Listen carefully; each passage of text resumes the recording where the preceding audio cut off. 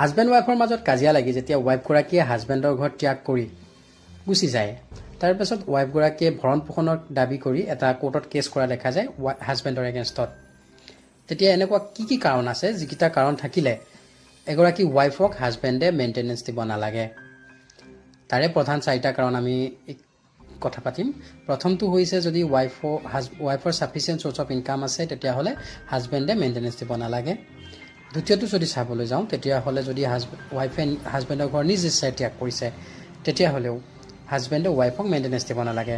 তৃতীয়তে যদি চাবলৈ যাওঁ ৱাইফে যদি ৰিমেৰেজ কৰে, যদি আন এজন ব্যক্তিৰ লগত দ্বিতীয় বিবাহ পাশত আবদ্ধ হয় তেতিয়াহ'লেও হাজবেণ্ডে ৱাইফক মেইনটেনেঞ্চ দিব নালাগে। আৰু চতুৰ্থতে যদি চাবলৈ যাওঁ তেতিয়াহ'লে যদি ৱাইফগৰাকীয়ে নিজৰ ধৰ্ম পৰিৱৰ্তন কৰিছে তেতিয়াহ'লেও হাজবেণ্ডে ৱাইফক মেইনটেনেঞ্চ দিব নালাগে।